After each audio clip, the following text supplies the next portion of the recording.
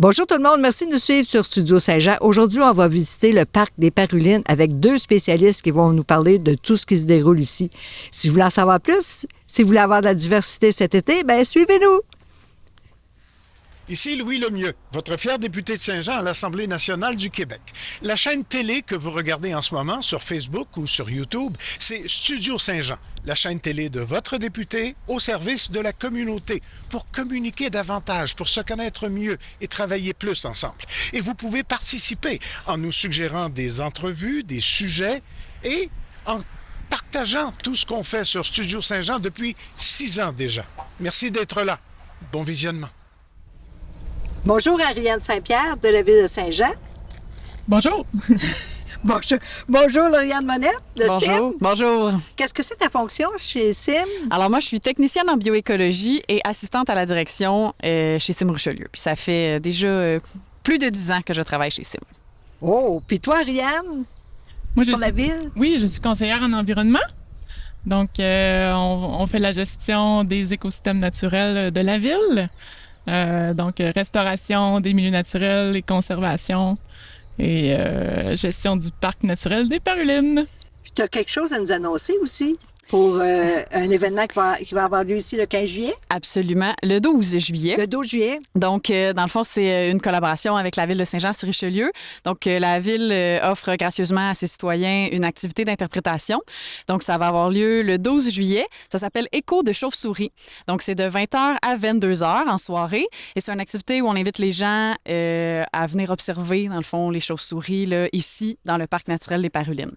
C'est une activité qui est en partie statique, donc il va y avoir une petite portion animation. On va parler un peu de d'autres espèces nocturnes qu'on peut voir là, ici dans le parc ou dans la région. Et on a une petite portion plus mobile où on va se déplacer dans le parc et on va essayer d'observer des chauves-souris au début, quand il fait encore assez clair. Puis sinon, on a un appareil, dans le fond, qui nous permet là, d'enregistrer les cris des chauves-souris parce que sinon, c'est des cris qu'on n'entend pas. Là. C'est des fréquences qui sont trop hautes pour qu'on puisse les entendre. Donc, c'est gratuit. Le 12 juillet, c'est inscription obligatoire parce que le nombre de places est limité. Donc, on invite les gens à aller sur notre site web, là, dans le fond, le site web de CIM, pour aller remplir le formulaire d'inscription. L'âge recommandé, dans le fond, c'est 12 ans et plus parce que la portion, justement, statique, là, où il faut observer les chauves-souris, c'est moins adapté pour les enfants, là, pour cette activité-ci. Il y a combien d'espèces de chauves-souris?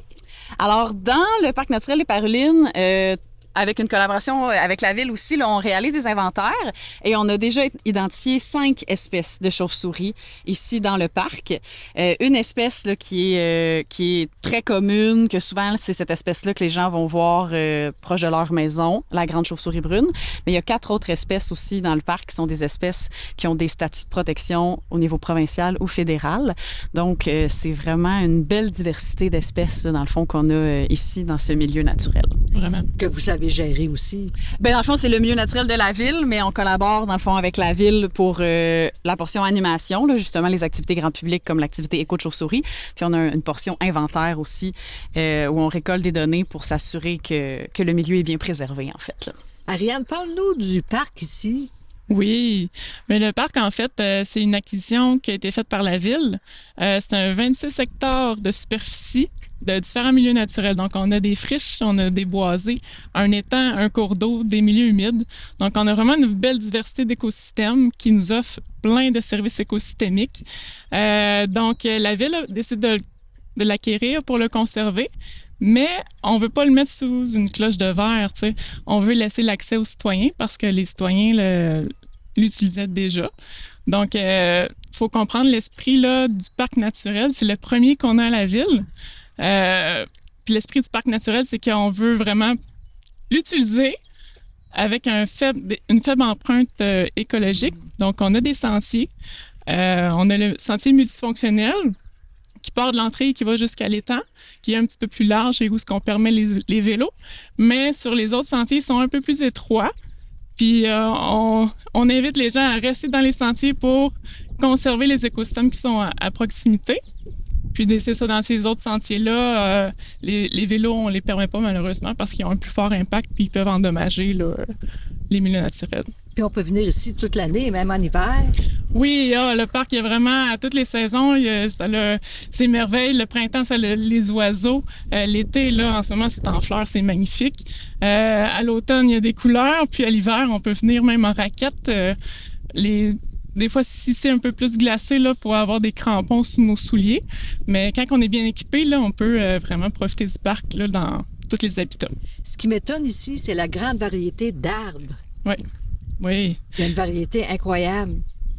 Ben oui, notamment dans le boisé qu'il y a au fond du parc, il y a le carrier ovale, qui est l'arbre emblème de la ville.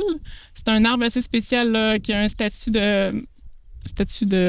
De protection aussi, dans le fond, au provincial. Exactement. Il n'y en a pas beaucoup. Il n'y en a pas beaucoup. On est vraiment chanceux d'en avoir ici. C'est un arbre. Il faut faire attention à l'écorce. C'est une écorce super spéciale qui est faite en lambeaux. On dirait qu'elle veut se détacher, mais il ne faut pas, faut pas l'arracher. Y toucher. Non. Oh, oui. Exactement. Des fois, les gens ont tendance à l'arracher puis ça blesse l'arbre. Exactement. Mais puis je peux juste ajouter pour le carrier, dans le fond, là, c'est un... Dans la région ici, mais particulièrement dans la ville de Saint-Jean, c'est assez commun. Alors que à l'extérieur, dans le fond, dans le reste du sud du Québec, c'est une espèce qui est plutôt rare. Fait que c'est pour ça qu'elle a un statut là, susceptible d'être désignée menacée ou vulnérable au provincial. Puis c'est ça, tu sais, la ville, je pense, avait voulu souligner un peu le fait que cet arbre-là était commun en faisant son arbre emblème. Puis ici, dans le PNP... le Parc naturel des Parulines, on l'appelle le PNP. Oui, c'est plus cool, oui. Affectionnellement. Puis, donc, c'est ça, il y en a beaucoup aussi dans le PNP si les gens peuvent venir l'observer. Parce qu'aussi, qu'est-ce qui est bien de venir les 4 saisons, c'est que quand il n'y a pas de feuilles, on voit l'écorce des arbres, on peut les reconnaître après, venir plus souvent puis voir quelle sorte de feuilles poussent sur cet arbre-là, puis l'identifier mieux. On apprend à identifier aussi, hein?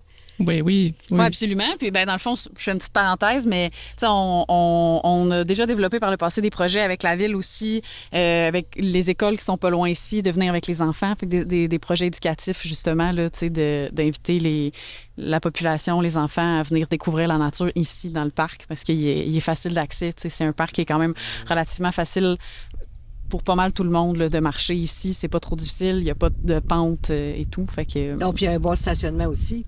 Parlez-moi donc du mobilier urbain ici. Oui, en fait, le mobilier urbain a été fait à l'aide, pas à l'aide, mais avec des frênes qui étaient morts sur le territoire. Donc, il a été réutilisé des frênes morts lors de l'inauguration du parc. Puis, on en a fait des tables à pique-nique qu'on retrouve aux entrées principales. Ce sont des choses que parfois on n'est pas au courant et qu'on reproche à la ville de couper des arbres qui sont malades parce que le frêne a été attaqué par la grille du frêne. Donc, il fallait l'utiliser d'une autre façon. C'est ce qui a été fait aussi par la ville. C'est merveilleux. Oui. C'est un parc aussi. On retrouve les parcs, les terres laissées à l'abandon, les champs de ma jeunesse. On voyait ça partout, ces champs-là qui sont merveilleux, qui nous font aimer la nature aussi, hein, puis la comprendre plus. Ben oui, justement, les friches, comme on voit en arrière de nous, on a l'impression des fois que c'est une terre à l'abandon, mais c'est un milieu qui est tellement riche, qui a son propre écosystème, ça a plein d'insectes, plein d'oiseaux. Donc, on vise vraiment à les conserver tels quels. On veut pas vraiment que ça devienne comme une forêt, là. C'est ça qui est beau dans la diversité des habitats, ça avait diverses espèces aussi, là. Donc, c'est bon pour la biodiversité. Oui, absolument. Ben, c'est ça, je peux ajouter encore. Dans le fond, tu sais, les friches, en fait, des friches naturelles comme ça, il y en a presque plus parce que, souvent, ça va être des champs ou des terrains cultivés où les gens, même si le terrain est inutilisé, ils vont le faucher pour pas que ça devienne une friche, justement. Fait que c'est vraiment des habitats qui sont très peu présents maintenant sur le territoire. Puis comme Marianne l'a mentionné, mais c'est des habitats qui sont super riches. Là. On le voit bien, là, la belle diversité de fleurs, beaucoup d'insectes. C'est très bon pour les oiseaux aussi. Fait que, les papillons également? Oui, absolument, les papillons, les pollinisateurs. Fait que c'est vraiment une belle initiative de la ville de maintenir ces habitats-là dans le parc. C'est complémentaire, dans le fond, avec la portion forestière. Là. Puis avec Sim, vous avez une autre activité à l'automne? Oui. Bien, en fait, on en a plusieurs. Là, dans le fond, c'est ça. Notre collaboration a plusieurs volets. Fait qu'on a le volet des activités éducatives comme Écho des chauves-souris. Fait que ça, normalement, on fait à peu près 4 activités par année, une par saison, là, ici dans le parc. La plupart des activités vont être familiales. Fait que vraiment, là, pour les familles, c'est super le fun de venir avec les enfants. Là, je me souviens pas, je pense qu'on en a une cet automne. Mais on a un autre volet aussi qui est tout l'aspect plus suivi écologique. Là, on appelle ça le programme de suivi écologique. Fait que je parlais tantôt des inventaires de chauves-souris. Là. Fait que ces inventaires-là ont été réalisés dans le cadre de ce programme-là. Et il y a tout l'aspect aussi de maintenir, dans le fond, l'intégrité écologique du parc. Puis, un des très gros enjeux qu'on a maintenant partout dans les milieux naturels, c'est les espèces exotiques envahissantes. Oui, oui. Donc ici, dans le parc, malheureusement, il y en a plusieurs. Mais il y en a une qui s'appelle le nerf brun. Là. C'est un arbuste envahissant. Peut-être qu'il y a plusieurs personnes qui en ont déjà entendu parler. Fait qu'il y a certaines portions du parc où cet arbuste-là est vraiment présent. Donc avec la ville, on a aussi la mission. Là, on fait une corvée, dans le fond, une fois par année à l'automne, avec des bénévoles très motivés. Puis on va arracher, dans le fond, le nerf brun pour essayer de préserver le parc là, pour limiter l'expansion de cette espèce-là. Donc, cette activité-là, je vous l'annonce en primeur, aura lieu le samedi 4 octobre, si je ne me trompe pas. C'est en avant-midi, une demi-journée. Les inscriptions, c'est une activité qui est sur inscription aussi. Donc, les inscriptions ouvrent là, normalement début septembre, là, parce qu'on a beaucoup de jeunes du secondaire qui viennent, qui font du bénévolat comme dans un cadre scolaire, là, fait qu'ils participent à l'activité. Fait qu'on attend le début de l'année scolaire là, pour ouvrir les inscriptions. Mais les gens peuvent s'inscrire en ligne, même chose sur notre site Internet. Puis c'est vraiment c'est bien le fun. Ça, c'est vraiment une belle activité de bénévolat pour les gens qui veulent faire un peu, justement, plus du bénévolat actif là, en plein air. Donc, samedi 4 octobre, corvée d'arrachage de nerf brun. Puis c'est aider la nature aussi. À aider la nature, Ah oui. Aider la nature proche de chez vous, tu sais, parce oui. que c'est le parc de la ville de Saint-Jean, c'est le parc des citoyens aussi qui en Oui, profitent. oui. Puis, j'en ai vu, moi, des sites envahis de nerf brun. C'est moins intéressant. Oui, ça enlève la diversité. Exact. Fait que pour pouvoir continuer d'en profiter, là, c'est vraiment une belle occasion d'implication, dans le fond. Pour voir toutes les variétés aussi. Peut-être comprendre aussi que SIM, par rapport à la ville, SIM est là depuis le départ, dès qu'on a fait l'acquisition des terrains. C'est vraiment nos yeux sur le parc naturel des Parulines. Ils sont là pour récolter des données, faire les activités de sensibilisation, nous conseiller aussi. Des fois, ils ont des bonnes idées. Donc, c'est vraiment un beau travail. On se parle souvent pour la gestion du parc des Parulines. Donc, faut comprendre le rôle qu'ils ont. Là, ils sont très, très impliqués, puis c'est super important pour nous. Là. Tout Donc, ça se fait pas tout seul. Ben non, c'est ça. Exact. Puis il y a un troisième volet, dans le fond, fait qu'il y a le volet comme éducatif, le volet suivi écologique, puis il y a le volet aussi des bénévoles, dans le fond. Parce que dès la création du parc, là, la ville avait comme souhait que des citoyens de Saint-Jean s'impliquent bénévolement, dans le fond, pour le parc. Fait qu'on a un petit réseau de bénévoles aussi là, qui sont aussi nos yeux sur le terrain, parce que même nous, l'équipe de CIM, on n'est pas ici à tous les jours. Fait qu'on a des bénévoles qui peuvent nous avertir s'il y a un arbre qui est tombé dans les sentiers puis qui bloque le chemin ou...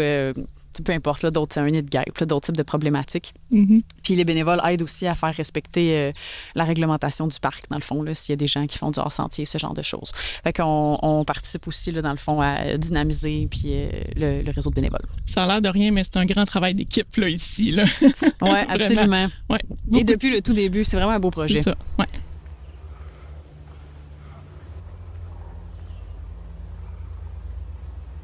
Au Québec, les chauves-souris sont insectivores uniquement. Oui, là, on est vraiment chanceux au Québec. Là, faut pas s'inquiéter. Les chauves-souris vont manger beaucoup d'insectes. Dans d'autres pays, ils peuvent être frugivores, qu'on dit, qu'ils vont manger des fruits. Mais ici, ils mangent seulement des insectes, puis ils sont vraiment importants parce qu'ils mangent une quantité phénoménale d'insectes. Donc, ils sont vraiment importants dans les champs. Le soir, c'est le soir qu'ils vont sortir, là, puis qu'ils vont se nourrir. Ils vont passer des fois un petit peu proche de nous, mais c'est pour manger les insectes qui sont tout près de nous. Donc, il ne faut pas avoir peur là, des chauves-souris. Puis, est-ce que les chauves-souris s'occupent des tiques aussi?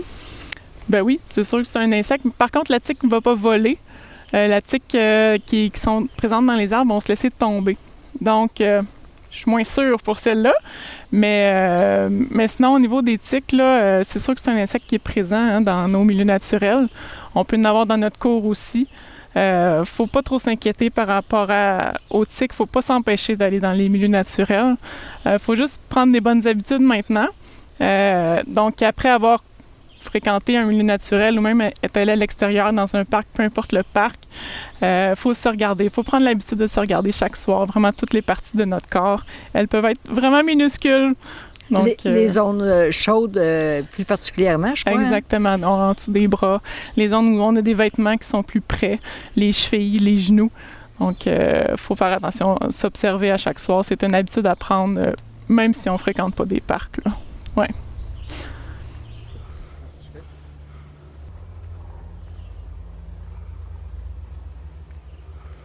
Ici, on vous présente le carrier ovale. On en a parlé tout à l'heure. Oui, donc on est en présence du carrier ovale. On peut vraiment observer là, son écorce qui est assez... Qui se détache. Qui se détache, qui est vraiment propre au carrier, il est facile à identifier. Donc, c'est ça, l'écorce est fragile, il ne faut pas l'enlever, même si on a le goût là, de tirer dessus. Donc voilà, c'est un arbre qui est vraiment, on en retrouve très peu dans la région, puis on est vraiment chanceux d'en avoir ici dans le parc, là. C'est un arbre de la même famille que les noyers? Oui, le carrier ovale a une noix qui va être comestible, donc ça va tomber là à l'automne, c'est des grosses noix, puis on peut l'ouvrir puis le manger. Pour vrai, c'est très bon. Donc, ouais. On va revenir en automne. C'est ça.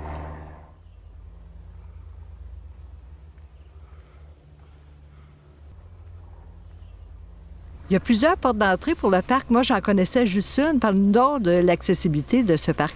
Oui, en effet, celle que tu connais, c'est celle qui a des stationnements. Mais il y a 6 entrées au parc. Donc, on en retrouve vraiment sur plusieurs rues, rues résidentielles là, autour du parc. Puis, ce qui est le fun, là, c'est particulièrement, il y a des entrées qui sont tout près du milieu boisé. Donc, à quelques mètres des maisons, là, on peut venir marcher puis avoir accès facilement aux boisés qui sont juste à côté. Donc, là, je parle de la rue des Canadiennes et Victor Bourgault. Moi, je trouve ça assez exceptionnel d'avoir accès à un boisé comme ça.